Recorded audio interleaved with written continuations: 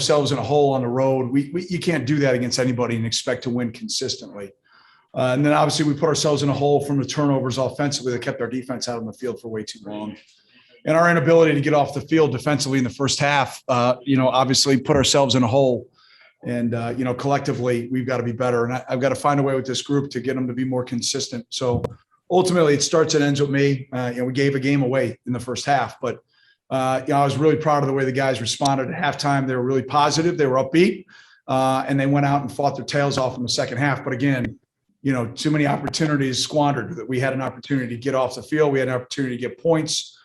We put drives together, and credit Duke for making the stops that they needed. But you put yourself in that big of a hole, it makes every play execution, that much more important. And the Blue Devils did a better job than we did today. So credit to them. So with that, I'll answer any and all your questions. Thanks for being on with us.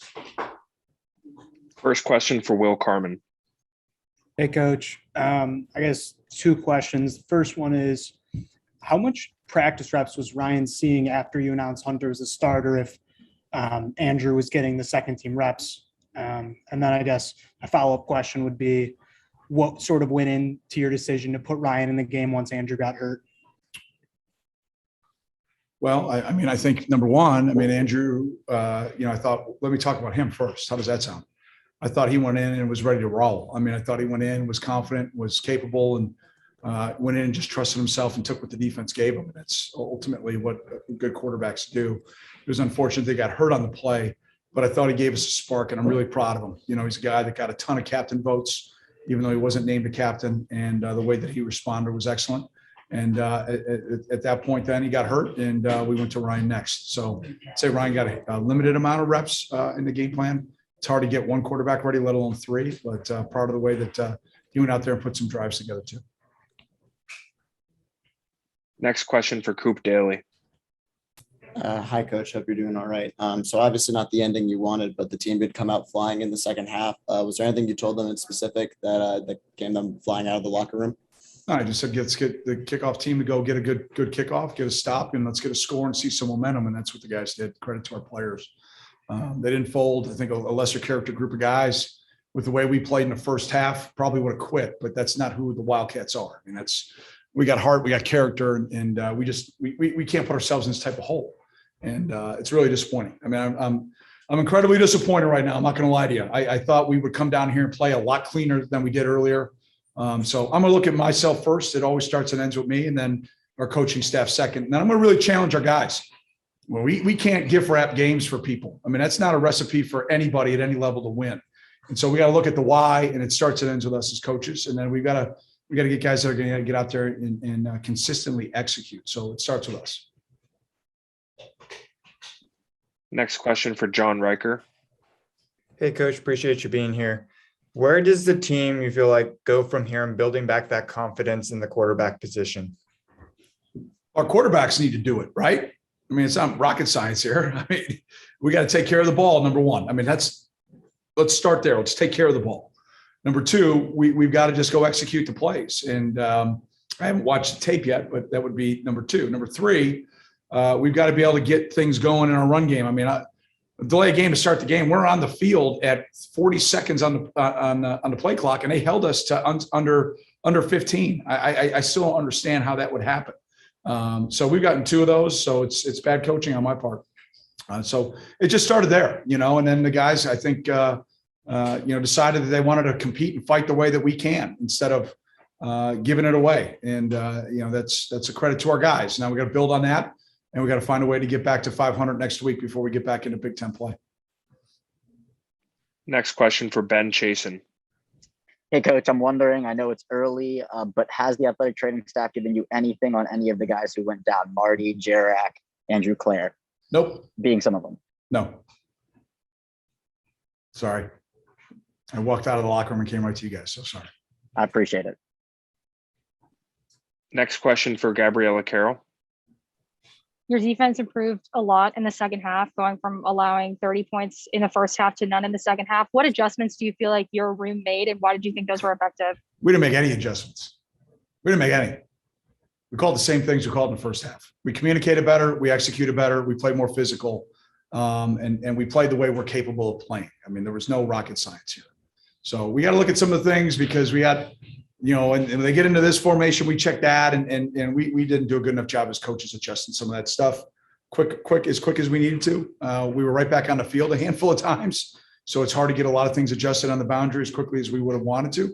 So we've got to be more efficient as a defensive staff if we're going to turn the ball over the way we did tonight. Next question for Drew Schott.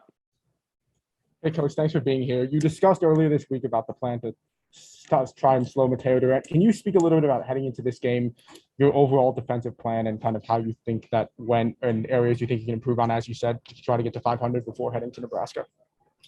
Can you say the first part again, buddy? I did not hear you. I'm sorry. Yeah, I'm sorry. I was talking about earlier this week, you talked about the priority of stopping Mateo Durant as really a focus and also slowing Gunnar Holberg. And I was just wondering, heading into this game, what was your overall defensive plan? And you talked about the importance of getting back to 500 before Nebraska. I mean, what did you take away from the first half and the second half? And what steps are you going to take for improvement before Ohio next week? Well, I haven't watched the tape yet, Drew, so it's hard for me to give you a lot of answers that way. But I would say this, when you look at some of the mistakes that we made, in some of the areas defensively, it's the exact same plays that we practiced, that which is really frustrating to me. So why are we thinking too much? Why are we not being crisp and on point? That's some stuff I'm going to really challenge our staff with first. And then I'm going to look at our leaders on our defense. And I want some freaking answers because we should be the defense that played in the second half, not the crap we put on the field in the first half or what we put on in the Michigan State game. So those guys, staff first, and the defensive players second, need to look themselves in the mirror and get this stuff figured out fast because it's not rocket science. We ran the same things in practice this week for about 95% of the stuff. So I'm not very pleased right now, if you can't tell. So it starts and ends with me. We're going to stick together, but we're going to fight through this thing because we cannot continue. I mean, the definition of insanity is doing the same thing over and over and expecting a different result. And when you don't communicate well, we don't execute, we don't get off blocks and play. I mean, they threw bubble screens in the first half. We get blocked. Second half, we don't get blocked because we're physical. So we got to figure this out. And if not, we got to play more guys. We got to play different guys. But it starts with the scheme. If we can't figure it out, we can't do it like this. I mean, we're doing the same stuff we did a year ago with a couple of little wrinkles. That's it. So it starts with me, and that's what I'm going to work on. Last question for Louis. Hey, Coach, thanks for being here. You hit on what I was trying to get at already, but, tell me about the locker room. I mean, you're pretty animated, pretty heated right now. At halftime, were you that same way with them? Is that? No, I don't know. I just said, can we start playing our game? I would like to play our style of football. I would like to stop doing what losing teams do. Losing teams turn the ball over. Losing teams have self-inflicted wounds. Losing teams give up explosive plays. Losing teams have communication issues. That's why you lose games. This is not hard. We have very talented guys that we have got to coach better to get them to execute and play consistently. And that's what our challenge is going to be. The locker room's great. The guys are awesome. They're disappointed. They're mad as heck because they know that we gave a game away. And I'm not trying to discredit Duke, but we gift wrapped it for them. And if we would just play the way we did in the second half, similar to the way we did against Michigan State, we played the way we did in the second half. So I'm going to dust off my halftime speeches. I'm going to start saying them before the game because they seem to be working a hell of a lot better than the start of the game speeches. So it starts with me. Appreciate you all. Thanks. Look forward to getting back home in front of our students. They better show up. I'm going to show up. We'll be there together. All right, go Cats.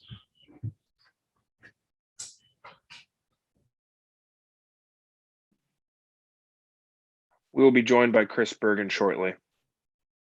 And we're going to go right into questions for Chris Bergin, so make sure you message Athletic Communications in the chat.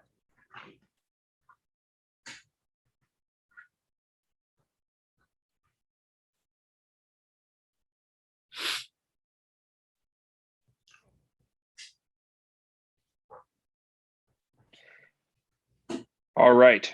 First question for Coop Daly. Hey, Chris, hope you're doing all right. Fitz was just in here talking about how you guys he didn't really make any adjustments schematically. Did you think that on the field you guys made any adjustments that led to being this a much closer game than it should have been? No, we just didn't physically execute in the first half, and that's on us as players. Staff had us prepared as we'll ever be, and that's on me as a leader to get that fixed. So we're gonna get it fixed. Next question for Ben Chasen.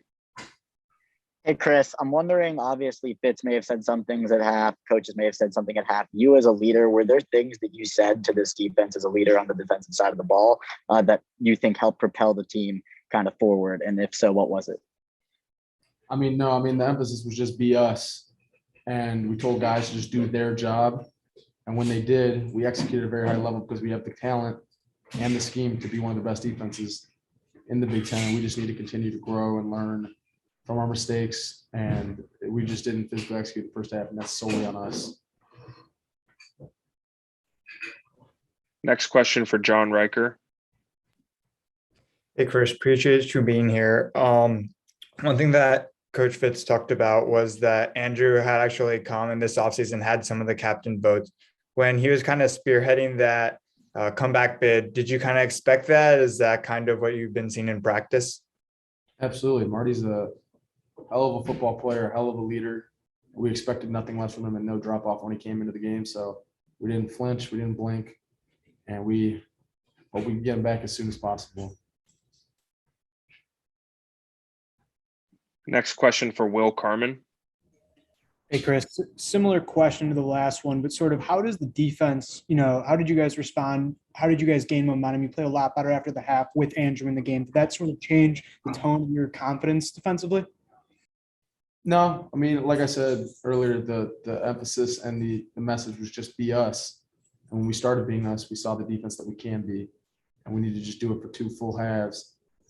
Like the result a lot better. Next question for Drew Schott. Hey, Chris, kind of a similar question as well. When you talk about being us and the importance of consistency that both you and Coach Fitz have talked about heading into Ohio and then starting Big Ten play up against Nebraska, really, what are you going to focus on as you head back to Evanston? And as a leader, kind of what do you think your role in kind of getting the defense back to where you want it to be is going to be? Fundamentals and physical execution. And that's going to be the emphasis from Monday until January. Last question for Ben Chasen. Hey, Chris, you've been on quite a few Northwestern teams. Some of these teams have gotten off to rough starts in September. What are you going to be hammering home other than the execution you just talked about? But other than just being yourselves, is there anything you think the team kind of needs to focus on going forward to make comebacks like the teams have in the past? Just growth. We make our biggest strides as the season progresses by the way we practice, by the way we approach each every day. And we're not blinking. And going forward, we expect nothing but learning and growth through it all. And to be a lot better team than you guys saw in the first half today. All right. Thank you, Chris.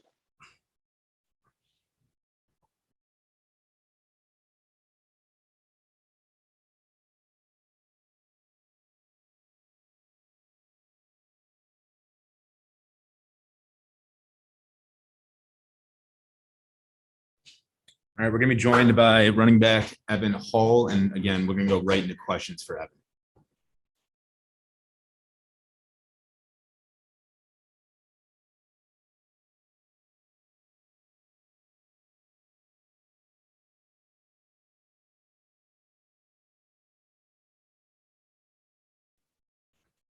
All right. First question for Ben Chasen.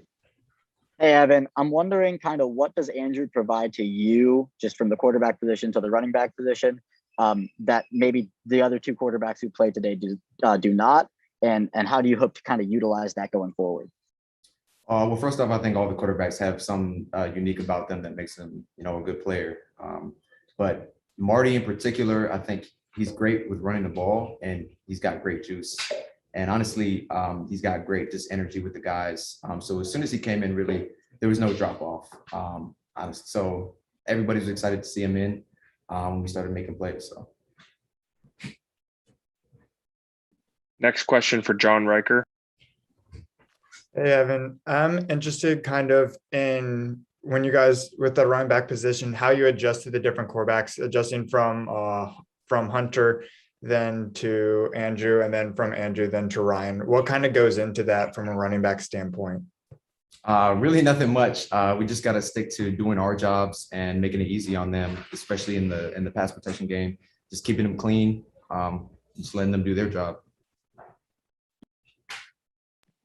Next question for Drew Schott. Hey, Evan, this question kind of touches on the first 2 that were asked, but kind of in the first half, when Hunter majorly had the starts under center, and then Andrew came in, and then the second half with Andrew and Ryan, kind of what differences did you see between the first 30 minutes and the second 30 minutes in terms of offensive consistency and execution tonight? Just in terms of the offense in general, I think we didn't get a fast start. And that's the team in general. We got down early and it was tough to kind of climb back out of that. In the second half, we started really fast, which really we should have started the game that way. But then, got some momentum going, got back in the game, and then, they play well. Next question for Will Carmen. Hey, Evan, I can't remember if you were in on the play or I don't know how well you remember the play, but on the last play of Andrew, while Andrew was in the game with the fumble, you could tell before the ball was popped out, he looked over his left shoulder and he was looking to make sure the ball wasn't going to get stripped, and he sort of got blindsided by the guy behind him. I'm just sort of curious from your end, as a running back, you're in similar positions a lot. Just how frustrating is that, and what's that situation sort of like? Honestly, yeah, it might be frustrating, but it's really something that you just got to respond to. We'll emphasize ball security. We always emphasize ball security with the offensive players. When something like that happens, you can't be mad at them. You just got to, respond and get out to the next play. I think that's it. Thanks, everyone. Thank you, Evan. Thank you.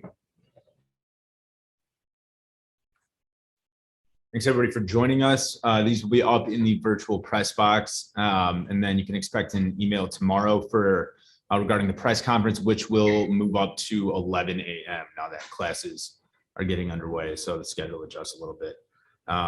Again, thanks to the media that came out to Durham. Have a great rest of your Saturday evening.